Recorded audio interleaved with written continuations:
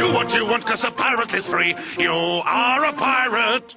Bonjour. Allez, c'est parti, on se remet au boulot. Dans les prochaines vidéos, je vais pas mal te parler de motivation et de productivité. Parce que j'ai eu quelques petits soucis récemment et il a fallu que je me remette en selle, que je retrouve ma motivation, que je retrouve ma productivité. C'est pas facile tous les jours, donc j'ai essayé de travailler là-dessus. Je vais te partager quelques petits tips que j'ai mis en place pour ma propre vie, pour mon business naissant, pour tout ce bordel. Et sans perdre de temps, sans plus tarder, j'ai envie de dire, c'est parti. Numéro 1. Alors pour moi, une chose pour bien se motiver, c'est de mettre en place des indicateurs. Je m'explique, moi je suis un ancien auditeur, dans le passé j'ai été auditeur plusieurs années et c'est un métier assez procédurier, tu dois faire preuve de beaucoup de rigueur. Et donc moi, quelque chose qui me stimule, qui me motive parce que ça me donne un cadre, c'est d'utiliser des indicateurs. J'entends par là des données chiffrées. Je veux perdre 5 kg en 6 mois. Ça tu vois, c'est un objectif clair, défini, mesurable. Réalisable potentiellement, mais en tout cas c'est bien de se fixer un cadre chiffré. Voilà, il y a tel objectif à atteindre, tel chiffre, on va tout mettre en œuvre, on va mettre un plan d'action pour y arriver. Et c'est important aussi de se fixer des points de revue réguliers. Par exemple, toutes les semaines, le lundi, tu peux dire allez, on regarde ce qu'on a fait la semaine dernière, on évalue s'il y a besoin d'axes d'amélioration, on regarde ce qui a marché, ce qui a moins bien marché et on avance. Numéro 2. Ensuite, ça va être de faire un plan, j'ai envie de dire, de sa vie. Faire un plan de vie, tout simplement de structurer sa vie. Ça passe par l'émission d'objectifs, donc des objectifs, ce que j'appelle les objectifs de vie. Ça peut être par exemple fonder une famille, avoir un business successful. Voilà, des objectifs au sens très large. Et pour y arriver, tu devras jalonner ces objectifs en plusieurs sous-objectifs. Ensuite, il y a les objectifs long terme, moyen long terme. Ça peut être par exemple acquérir tel ou tel bien immobilier, acquérir telle ou telle voiture, gagner 500 € de revenus passifs par mois d'ici 6 mois. Donc c'est des objectifs intermédiaires. Et enfin, tu as les objectifs court terme, c'est-à-dire les objectifs qui peuvent se mesurer à quelques semaines, quelques jours, voire quelques heures. Très court terme parfois. Et encore une fois, ces sous-objectifs sont censés être au service d'un objectif plus global. D'où l'importance de morceler des tâches. De fixer des objectifs comme ça, c'est quelque chose qui me stimule pas mal. Donc c'est à mettre en relation avec le point 1 sur les données chiffrées. Attention aussi à se fixer des deadlines, c'est très important. Fixe-toi des échéances. Il faut un cap, on peut pas être dans le brouillard. Donc fixe-toi des deadlines temporelles. Numéro 3. L'astuce suivante, ça va être de stimuler son cerveau par l'action. Il y a plein de façons de stimuler son cerveau pour accroître sa motivation. Moi, je pense notamment à la musique. Moi, je suis un gros fan de musique. Donc, je me constitue des playlists. Et si tu mets, par exemple, du Stairway to Heaven, du Hells Bells, du Bohemian Rhapsody, voire du classique parfois, ça va mettre mon cerveau dans un état particulier. Et en général, ça va le stimuler, ça va lui donner du dynamisme. Et ça, je l'ai remarqué souvent. Donc, si tu es un fan de musique aussi, essaie de te constituer une playlist, si c'est pas déjà fait, stimulante, provoque dans ton cerveau une réaction positive. Essaie de prendre conscience de ce changement d'état. Tu vas voir que ça peut être vraiment powerful. Un truc que j'aime bien faire aussi pour stimuler mon cerveau par l'action, c'est de regarder des vidéos, des discours, des interviews d'hommes ou de femmes qui ont marqué un peu ou qui marquent actuellement le monde. Je pense notamment à Jobs, je pense à Musk, à Larry Page, ou plus près de chez nous à Xavier Niel. Voilà, c'est un peu des monstres en termes entrepreneurial. Et c'est bien de se prendre de temps en temps 10, 15, 20 minutes pour regarder un petit peu ce qu'ils font, ce qu'ils ont fait, la façon dont ils parlent, la façon dont ils agissent et s'en inspirer. Et enfin, une action pas des moindres qui permet de me stimuler.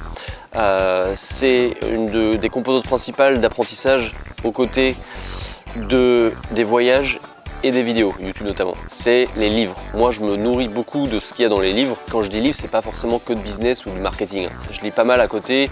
Là, tu vois, je viens de me lire récemment l'Histoire de France, un gros pavé. Je viens récemment de me lire Le Comte de Monte Cristo de Dumas. Je compte me lire du Victor Hugo prochainement.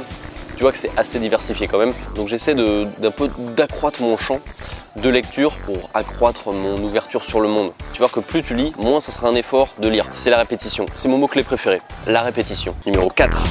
Alors numéro 4 tout simplement, c'est de faire le ménage bordel. Ça commence par éliminer toutes les sources de distraction. Donc tout ce qui est notification, il faut oublier. Tout ce qui est page Facebook, tout ce qui est Facebook, Twitter, et que sais-je. Quand je bosse, mon smartphone, il est en flight mode, mode avion, automatiquement, comme ça on évite d'être dérangé. Et ça passe aussi par le ménage physique. Essaie de foutre tout ton bordel à la poubelle ou je ne sais où. Mais il doit y avoir sur ton bureau ou là où tu bosses que ce qui est nécessaire, vraiment. Un papier, un crayon éventuellement, ton ordi, tes écouteurs éventuellement, point barre. Numéro 5. Un point important aussi pour pas baisser les bras, c'est de bien se traiter psychologiquement. J'entends par là, on fait tous des erreurs, on fait tous des échecs, on se fait tous engueuler par quelqu'un, que ce soit son patron, un partenaire, un collègue, c'est pas dramatique. On peut avoir tendance à se dire putain je suis qu'une merde, surtout quand c'est notre boss qui veut nous le faire comprendre. La plupart du temps il n'y a pas mort d'homme, hein. Donc faut pas trop mal se traiter et être sympa avec soi-même et s'aimer tout simplement. Et aussi pour être mieux psychologiquement, c'est d'essayer de se coucher et de se lever à la même heure, d'avoir un rythme assez régulier. Moi je me réveille tous les jours à 6h30, même le week-end. C'est un peu dur au début mais finalement on s'y fait. Numéro 6, après le fait de bien se traiter psychologiquement, bien se traiter physiquement. Ça passe bien sûr par la pratique d'un sport, une activité sportive. Je suis toujours sur le défi des 100 pompes, je t'en avais parlé dans une vidéo il y a un bout de temps. Tu peux regarder d'ailleurs, je te mets le lien. C'est une vidéo que j'avais faite, le but c'est de faire 100 pompes, mais pas d'un coup, d'y aller progressivement, de se rapprocher de 100 pompes.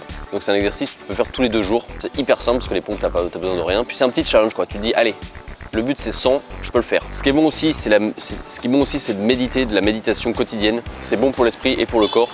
Tu as pour ça l'application Petit Bambou notamment, qui est française, qui est plutôt pas mal. Tu as une partie gratuite, ou alors ce que j'aime bien c'est ce qu'a fait Raj sur sa chaîne Autodisciple. Tu peux regarder, il a fait une playlist qui s'appelle Méditation semi-guidée, quelque chose comme ça. Et il y a 15 séances de méditation d'environ 10-15 minutes que tu peux faire quotidiennement. Donc c'est une routine que tu peux installer. Et ouais. Et enfin tu peux tenter le yoga. Moi de temps en temps je fais des petites sessions de yoga avec je crois que c'est une américaine qui a une chaîne YouTube qui s'appelle Flow with Adi. Encore une fois je te mets le lien dans la description. Elle a notamment une playlist qui s'appelle 30 Day Beginner Yoga Series. Donc 30 jours pour les débutants, c'est très abordable, franchement je te le conseille. Tu as juste à faire la même chose que ce qu'elle fait, en gros tu as juste à voir, tu as besoin forcément de parler anglais. Donc toutes ces actions ça sert en gros à activer la volonté. Et c'est vraiment bien de le faire le matin si possible, parce que faire de telles actions avant même d'être prêt pour ta journée de travail, ça envoie un signal positif à ton cerveau, c'est déjà un énorme succès. Numéro 7.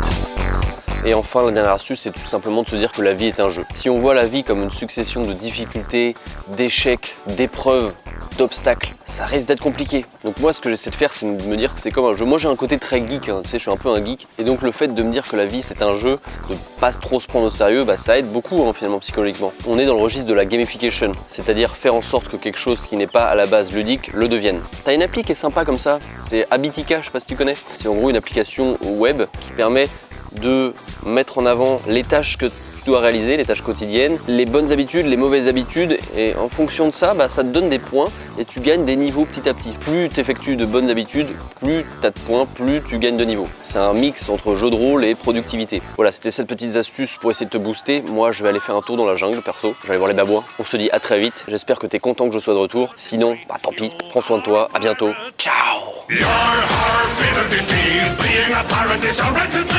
What you want, 'cause a pirate is free. You are a